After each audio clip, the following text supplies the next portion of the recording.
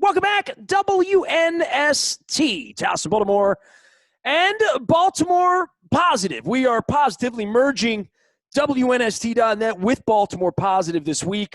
If you've listening or finding us at an AM 1570, you're going to see that we're merging some stuff this week. I'm going to be playing some best of this week as we get into it.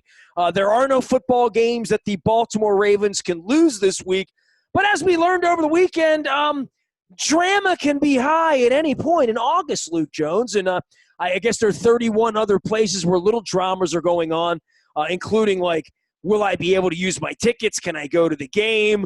Which players have opted out? Which players have tested positive?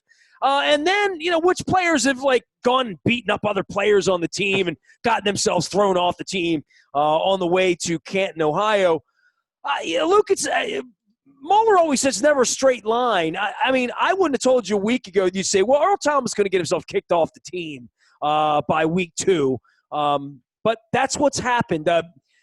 I don't know if it's the biggest story in the NFL or, whatever, and we're all looking for a little drama over the weekend and hard knocks and whatnot. But you've been out there baking. You were out there baking on Sunday at the stadium where I was as well.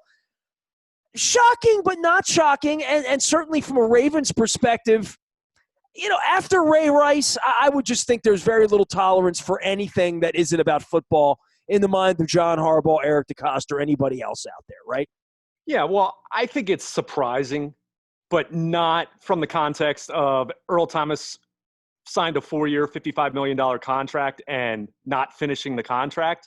If I were being totally honest with you, I thought we'd see something like this in March, meaning after another season, and I figured the Ravens would manage it. They managed it last year. There was lots of smoke, rumors, off-the-record conversation. We know about the confrontation he had with Brandon Williams after the Cleveland game in week 4 last year. We know by his own admission that Earl Thomas kind of had some issues picking up the defense. He ran a very straightforward cover 3 in Seattle where he was a free safety and could freelance a lot. And with the Ravens, and played it for a decade, literally, right? Sure.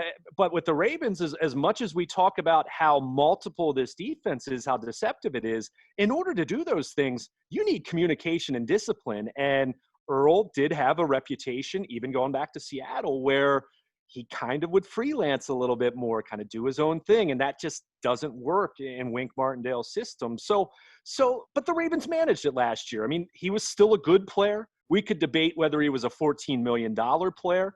He certainly didn't look like Ed Reed in his prime or even a young Earl Thomas leading the Legion of Boom. Man, it's crazy when you say a $14 million safety, right? Like when you say that's $1 million a week, right? Yeah. I know where we are with the cap, but just that's big money, man. I mean, that's just big money, right? Right. So as much as you could poke holes in how he played or some of the things that were out there in terms of what was going on behind the scenes and things that media members would hear something about, but not something that you could confirm to the point where you report it publicly and all of that. So I figured, okay, they weathered the early season storm last year. He played well. They were 14-2. He's still in his early 30s. He's not an all-pro, legit, best safety in football kind of player anymore, but still a really good player. I figured they'd manage it. And part of the attitude sort of plays into the Ravens when they're, wearing their black and being the tough guys and winning by 40 points every week. I mean, it's easy to be a Hall of Famer lost up in that when you come to a team that's 14-2, right? It's sort of easy to hide, and whatever distraction you may or may not be, you're not the biggest problem around the team when you're 14-2, right? Yeah, I mean, you might be the biggest problem or one of the biggest problems, but the problems are very relative when you're 14-2. Everyone's happier. So, going into this year, I certainly had my thoughts as far as he's going to have to play really good football and be on the same page with everyone and for this thing to continue beyond 2020. And very clearly, we saw this in plain sight on Friday, a blown assignment. Chuck Clark, who is a cool customer. He's known for having a calm demeanor and is highly respected in that locker room, despite only being in his 4th year. For him to react the way that he did, throwing his helmet and getting into a shouting match, and then Earl Thomas, I did not see him take a swing, but taking a swing at Chuck Clark. And I know a lot of people will say, well, it's training camp. You see training camp scuffles, but normally you see it when it's an offensive lineman going up against a defensive tackle. You'll see it when it's a wide receiver against a corner.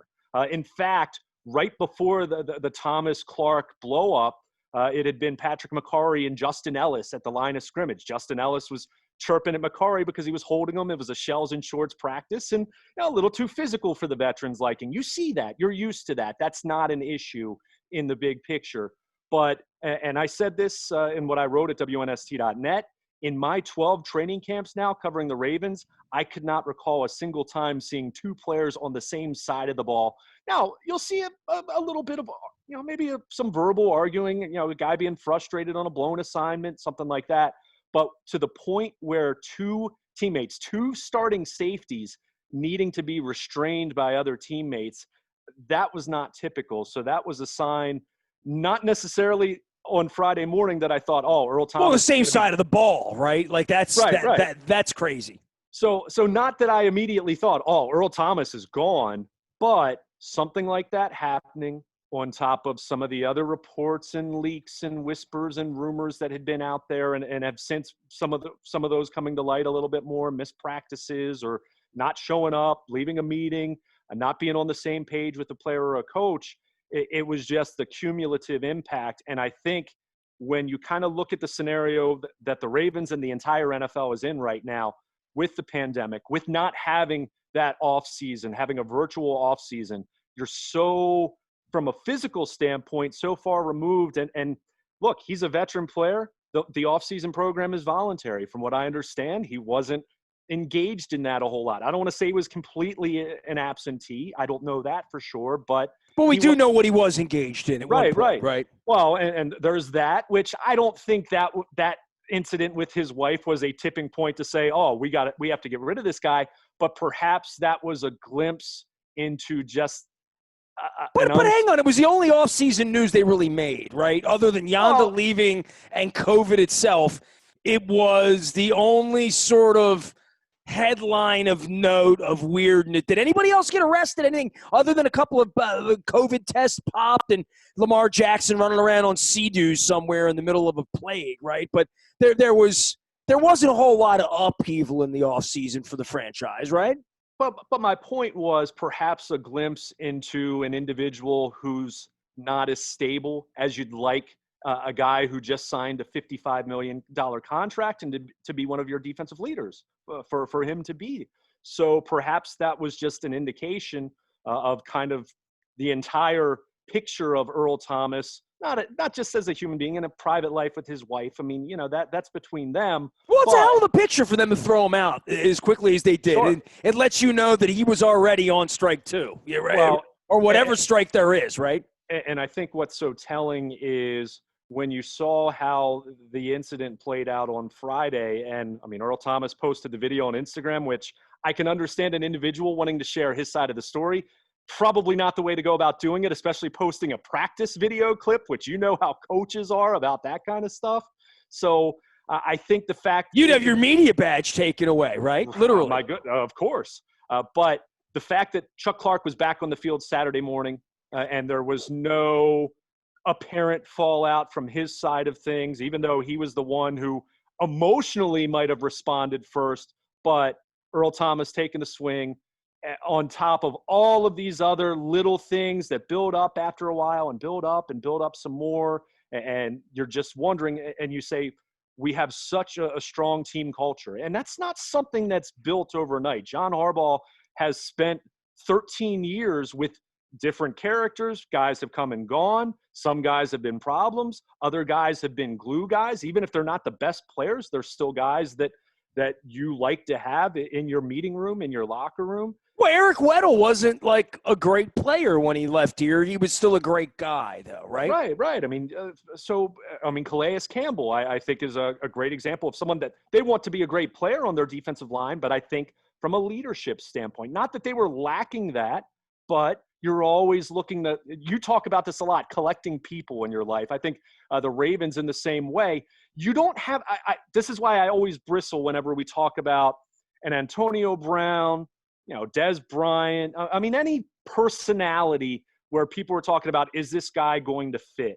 And I always bristle at that because you'll hear the argument of, well, with the culture that we have, we're going to, quote, control this guy, or we're going to, quote, babysit this guy. No, that's not how it works. These are grown men and they make their own choices. So having the right culture, having a winning culture that's sustainable, you're selecting the right fits. And as much as Eric DeCosta's reputation through the early part of his run as Ravens general manager has been nothing short of spectacular, it's very clear the Ravens didn't do enough homework on what they were getting with Earl Thomas, and they pay the price.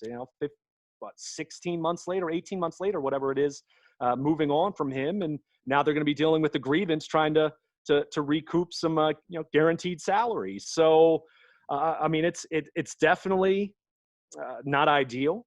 I don't think it's something that crushes their Super Bowl hopes by any means. We're talking about a good player. We're not talking about your quarterback or Ray Lewis or Ed Reed in their prime, but he was still the best safety that they had. So, he was their big answer for C.J. Mosley leaving, right? I mean, he was sure.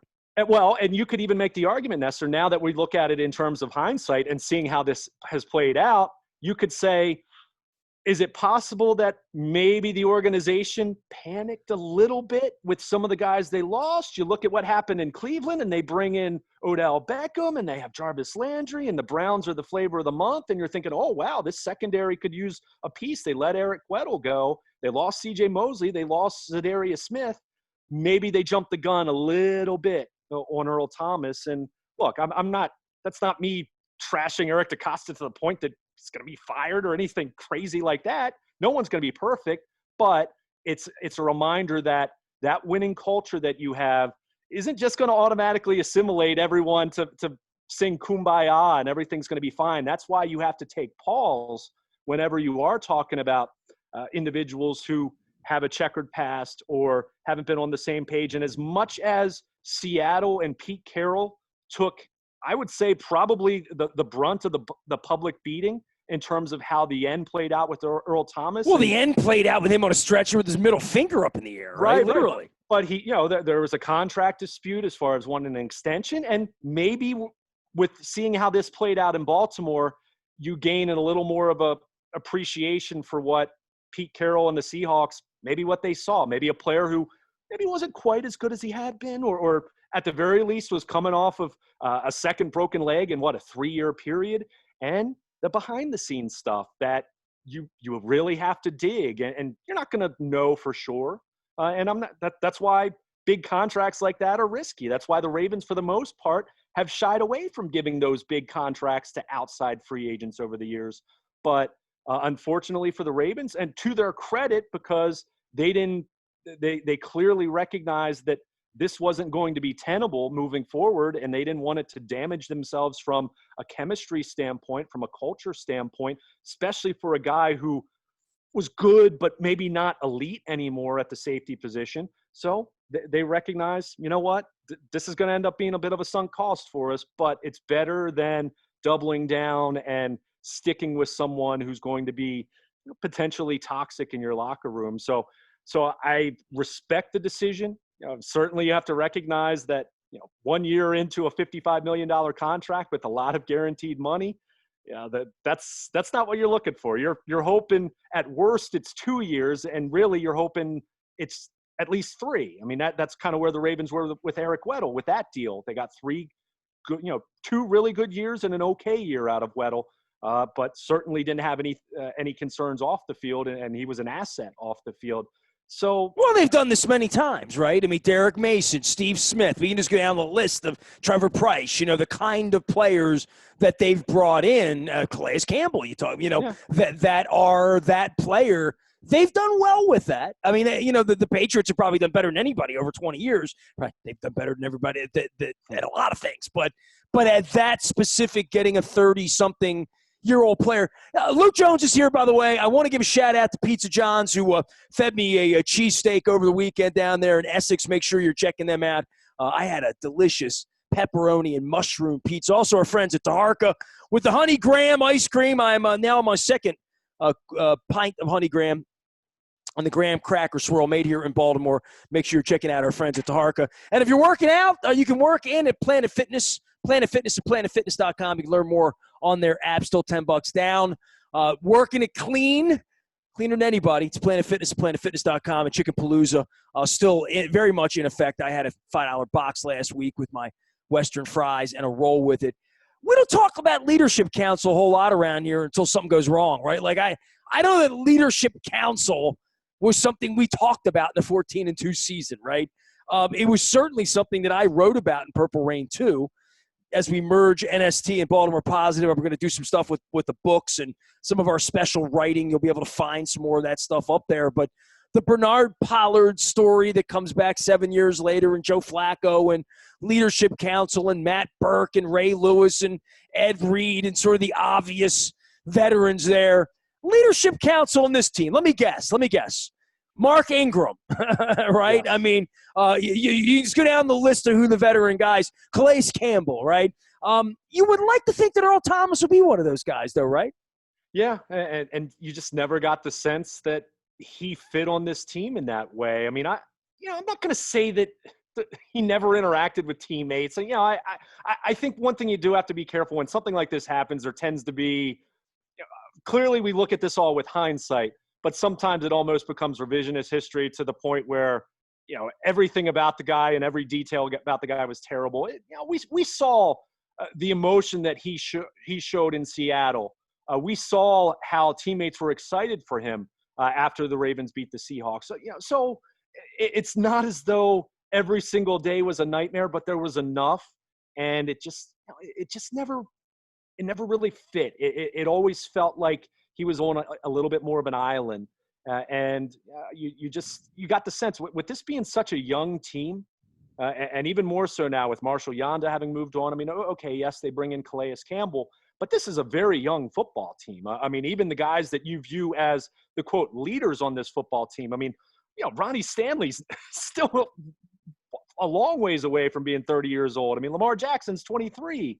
Mark Andrews is in his mid-20s. I mean, so you look at the offensive side of the ball, defensive side of the ball, you're looking at Matthew Judon. Okay, the D-line is veteran-laden, but, a couple of those guys, Wolf and Campbell, they're newcomers. You have so many young guys. Patrick Queen, who's going to be their middle linebacker, he just turned 21 years old. So they've got so many young players. The opposite was Weddle, though. Weddle would come in and immediately want to be a part of that and be a part of that. Earl Thomas was the antithesis of that, really. And I go back to last year. I remember saying this to you. I was out in Kansas City. They lose a tough game, and you and I were doing post-game. And I remember saying to you, man, these guys are a little different. They're spending more time around each other. They're sitting in little corners like baseball players with tape still on a road game, sitting around and breaking the game down before they get in the shower. I watched football 24 years in locker rooms. I hadn't seen that. Earl Thomas wasn't a part of that, to be honest. The more I think about last year, and you say, well, you don't want to indict anyone in a year when you're 14-2, and you lose this horrible game after a bye at home to a team you had no business losing with the MVP of the league and all that stuff. That's literally the last time that I saw them with helmets on, Luke, right before Sunday, right? So as much as it's been a long time, as Boston would sing, right? In football terms, it was 5 minutes ago for the last time they sort of gathered, and that was a close team last year. But as I look back on it, I think to myself, it wasn't like Ed Reed being around here having everybody over his house to shoot pool and watch tape together. You could always tell that he was sort of fly in, fly out kind of cat. Yeah, and again, to be very clear, you don't need to have 53 guys who are best friends. You can speak to this much more than I can, even having covered the Ravens since their inception. There were certainly some teams where they still had some success and guys that weren't necessarily kumbaya at all times. And 2012 is a great example of that, what happened after the bye, after the Houston game. But, this is a very close-knit team, and even if you are going to be a little bit more of a loner, you certainly want to have the reputation that you're going to show up on time, you're going to be there, you're going to know your assignment, you're going to be on the same page and communicate constructively. And even if you aren't hanging out with guys, even in the locker room very much, or you're not hanging out with them outside the facility, you're still a guy that's part of it, right? And there wasn't. Yeah, but there's guys like Chuck Clark making league minimum trying to make their way, right? Sure, like literally sure. trying to get paid. And Earl Thomas has got $100 million in the bank and a ring, and he's going to Canton, and he's not paying attention. That would be that's not acceptable anywhere. Literally, I mean, in any workplace, that's difficult. Right, right. And I mean, last year, like I said, to their credit, to the players' credit, to the coaches' credit, to the organization's credit, they made it work. And there were certainly stretches where things were fine, but there was still being late or not showing up for something he was supposed to, things of that nature. And there are only so many times, and you can appreciate this. Go back to the Ed Reed era. There were times where Ed would be a little more checked out, and you'd say, "What? That's Ed being Ed." Well, last year there was that's Earl being Earl. But then when it comes to a point like it did on Friday, where he's taken a swing at not just his partner on the back end of the secondary, but a guy who's really well liked in that locker room, and you start talking about all these little things that have been building, and something like that happens, that's then where you do have the leadership council meeting and saying, look, this isn't working. And we're trying to do something special here, and we need to have everyone all in. And well, what is leadership council? Is it Ingram, Stanley? Who would it be? I mean, I don't know who. Andrews is probably getting up on that now, right? A little bit, right? Matthew Judon's on it. Brandon Williams would be on it. Jimmy Smith. Jimmy Smith probably. I was going to say, okay. Marlon Humphrey might be at this point, even though he's not very deep into his career. You still look at, he's 4 years in. That's more than a lot of guys on this team. So it's the usual suspects, and I'm sure you add Campbell to the mix. I haven't heard that officially this year, but certainly you're talking about a Walter Payton Man of the Year and 13 years in the league. He's going to be on it.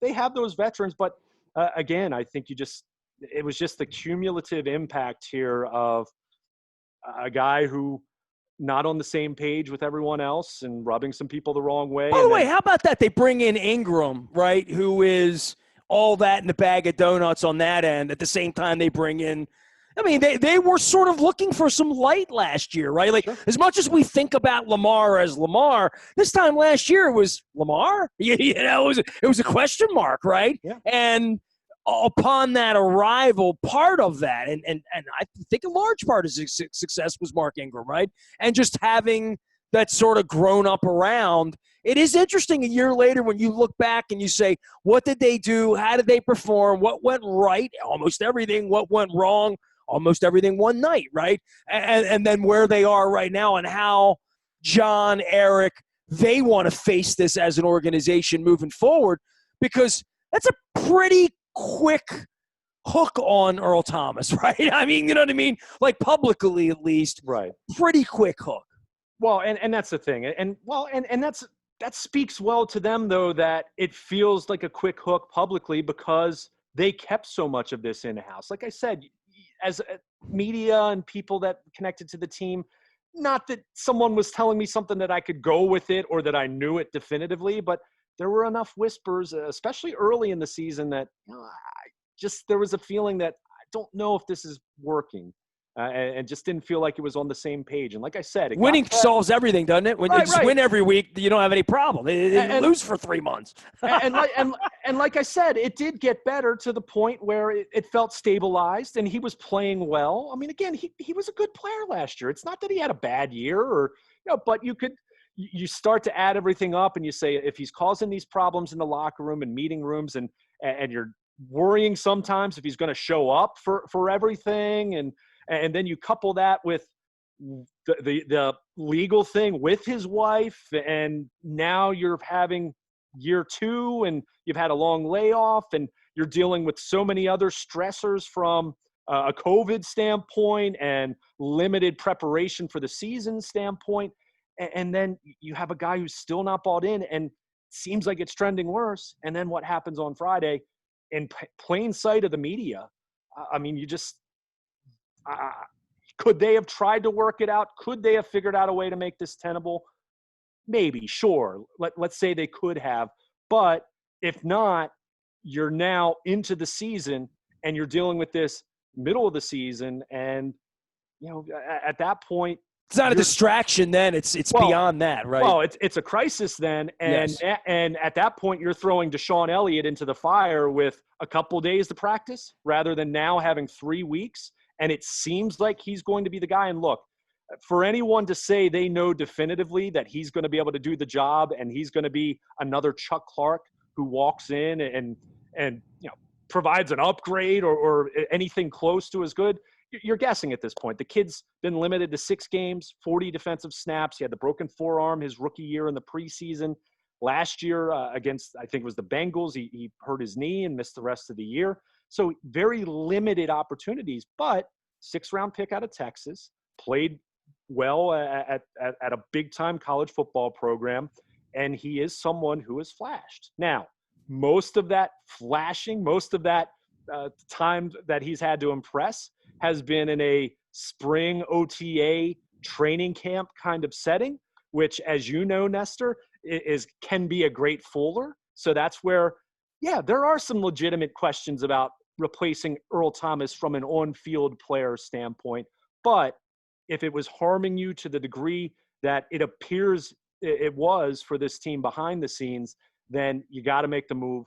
Otherwise, if you're John Harbaugh and Eric DeCosta, you run the risk of losing some of your players from a mental standpoint. That is so important. When you have a good culture, you want to keep it. That takes work.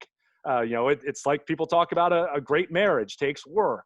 Having that culture on a football team, there's some similar principles there, and you have to have that communication. And when you have players that flat out say, this doesn't work, this guy doesn't get it, this isn't working for us, we need to be a singular unit focused on getting over the hump after what happened to us last year, then the Ravens felt that they had no choice. They had to make a move, and you'll see how it works out with Deshaun Elliott. And, Jimmy Smith's playing more safety now.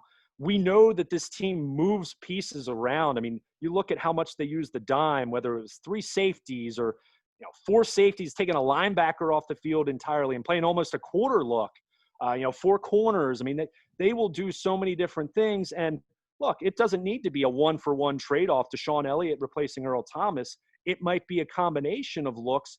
And I'll also say someone like a Patrick Queen at the linebacker position, who's known for being so good in coverage coming out of LSU.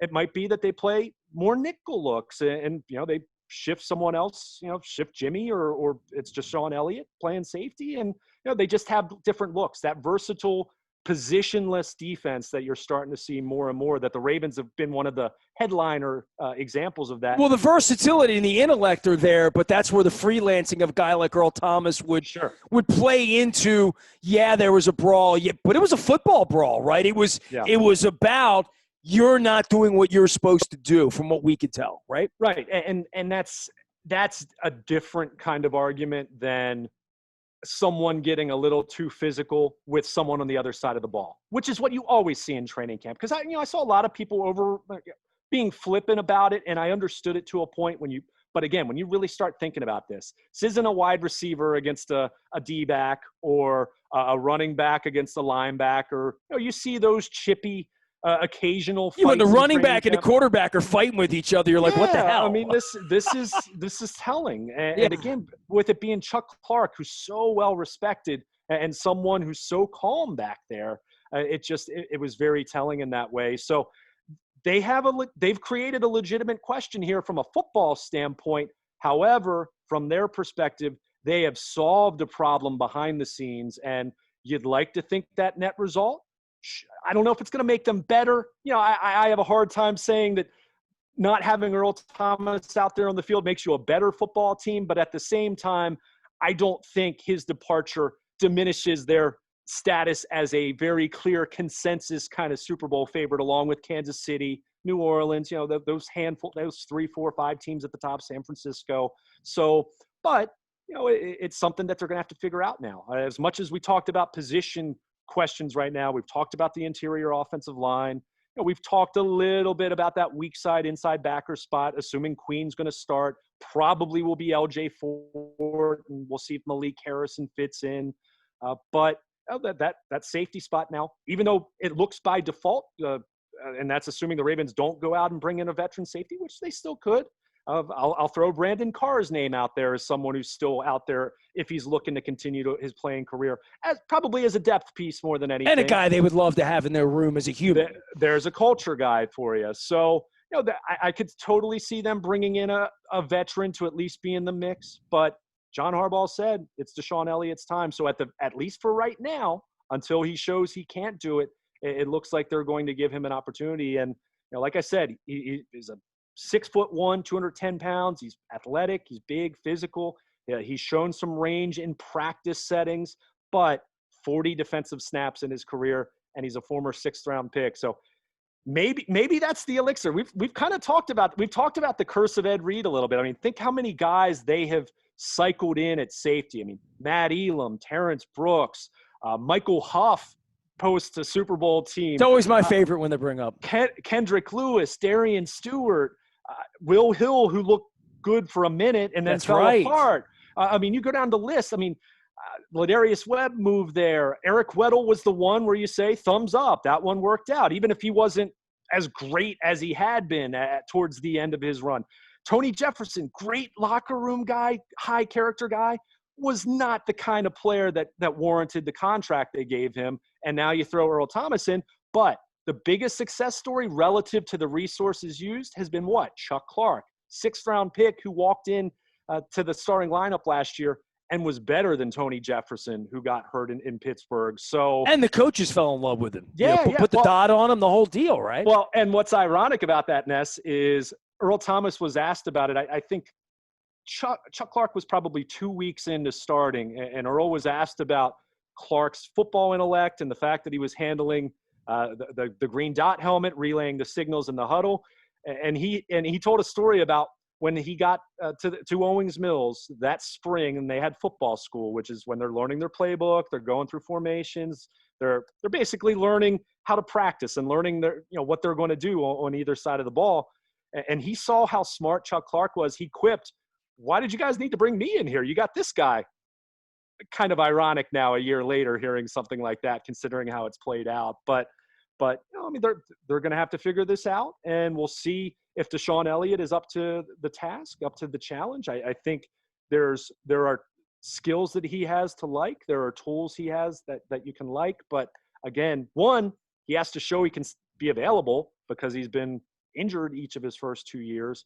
And two, he's got to show that he can play when the lights are bright. Now, it's one thing to do it at the University of Texas, and yeah, that's better than maybe a small school, but we've also seen guys that were stars at that level not be able to do it at this level. But I will also say this, going back to the Leadership Council and some of those player opinions that we talked about as it related to Earl Thomas, Deshaun Elliott has some fans in that locker room as far as people that think he can play, and that part of it does remind you a little bit of Chuck Clark. So we will see how it plays out. It's a legit question. However, every team in the league, including, yes, the Super Bowl champion Chiefs, they have question marks. It's just that the Ravens have a bigger one now on the football side, but you hope they've answered one that was behind the scenes that clearly was something that was an issue for this roster. Oh, we're so disappointed they're not taking on the Washington Redskins in preseason action on Thursday night, right? The Washington football team. WFT. WFT, not the other way around, right? I'm just happy the Capitals are eliminated. I'm just here for the gravy. And the Nationals still haven't had any fans in their stadium since they won the World Series. You can find Luke at WNST.net. He'll be running around with Lamar Jackson in the Heat all week. Orioles are still playing. They win once or twice a week. That feels nice, too. We'll get to that later on as well. You can find me, Nasty, at WNST.net. I'm on Facebook, Twitter, LinkedIn, Snapchat, Instagram, merging WNST and Baltimore Positive this week. You're going to hear some greatest hits around here, but we're going to be in great shape with a new platform here for football season. He is Luke. I am Nestor. We are WNST.net, AM 1570. Towson, Baltimore, calm, local, Baltimore Positive.